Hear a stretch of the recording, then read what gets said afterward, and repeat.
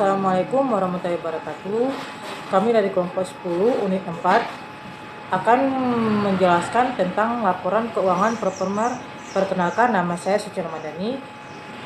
Penyusunan laporan keuangan Performer memerlukan banyak asumsi seperti tingkat pertumbuhan penjualan, perilaku biaya dari sejumlah pos rekening, tingkat investasi pada modal kerja, dan aktivitas lain-lain. Pengambilan keputusan ingin melihat sensitif pelaporan keuangan Performer terhadap perubahan asumsi, baik pengaruh asumsi tersebut terhadap laporan keuangan Performer. Prosedur penyusunan laporan keuangan Performer meliputi beberapa langkah. Yang pertama, memproyeksikan laporan laba rugi.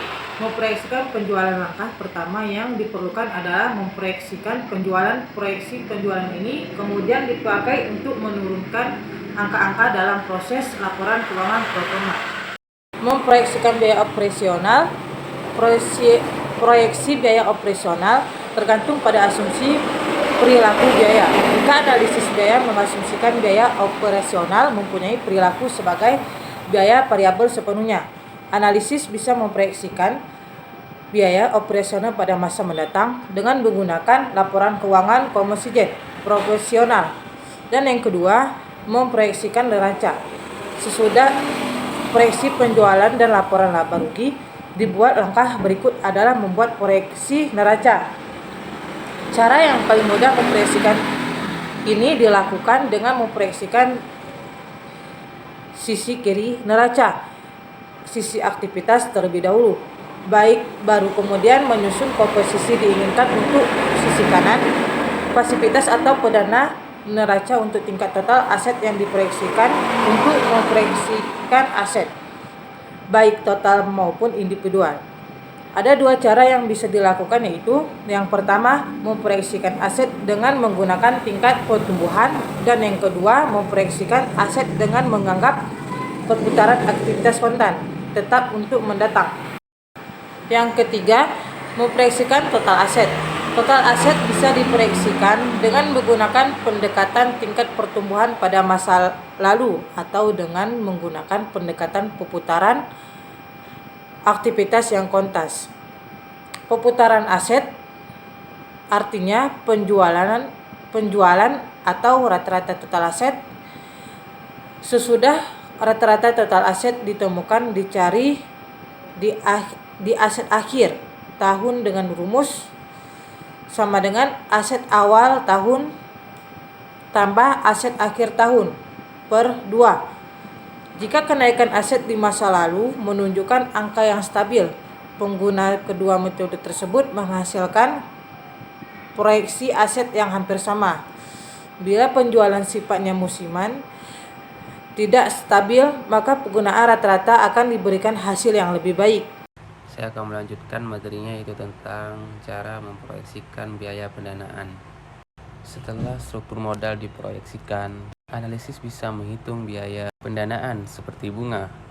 Langkah ini memerlukan asumsi bahwa struktur modal tidak akan berubah pada masa yang akan datang, dan juga dengan tingkat bunga apabila struktur modal berubah. Misal, hutang lebih besar, maka resiko perusahaan berubah, dan dengan demikian tingkat bunga juga bisa akan berubah.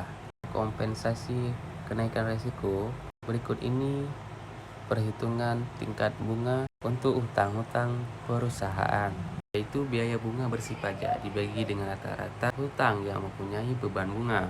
Setelah presentasi tingkat bunga diketahui, tingkat bunga tersebut dipakai untuk menentukan bunga dengan mengalihkan tingkat bunga tersebut dengan rata-rata hutang yang terdiri dari rata-rata hutang jangka panjang dan hutang wesel.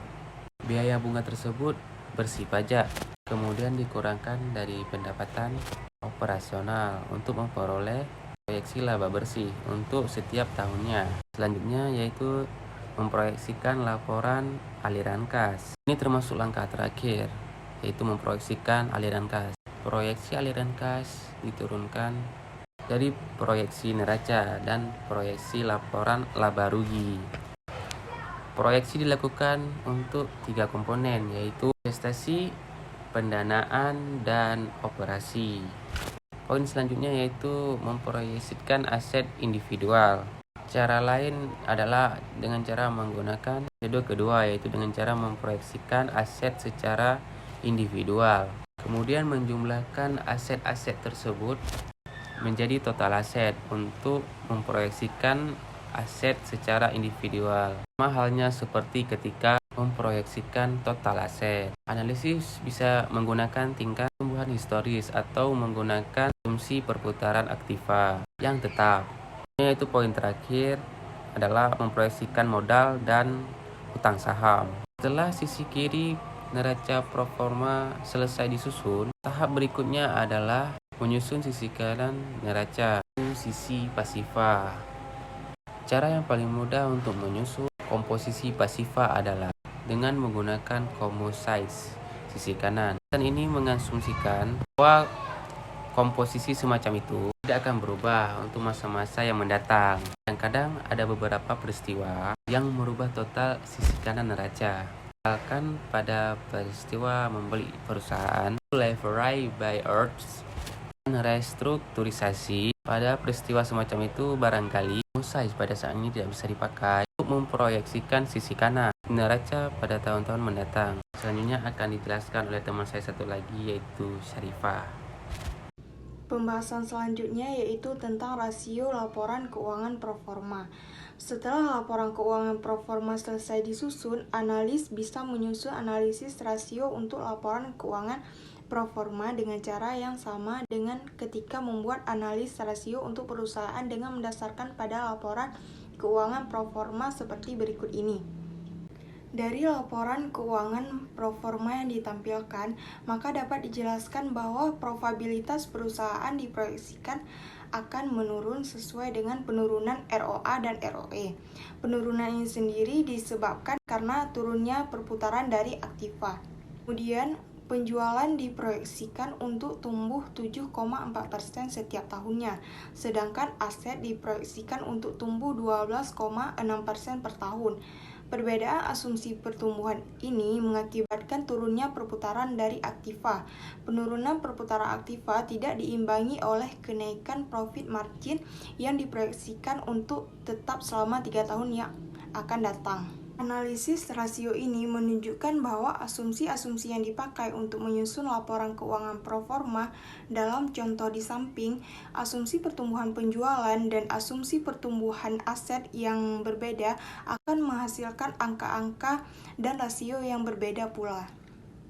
Pertanyaan dari materi-materi yang telah dijelaskan. Yang pertama, mengapa laporan keuangan proforma penting untuk merencanakan suatu bisnis atau dalam suatu perusahaan?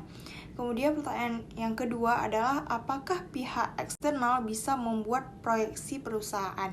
Kemudian pertanyaan yang terakhir adalah melanjutkan pertanyaan yang kedua. Sebenarnya pihak internal atau eksternal yang paling membutuhkan analisis laporan keuangan ini? Terima kasih.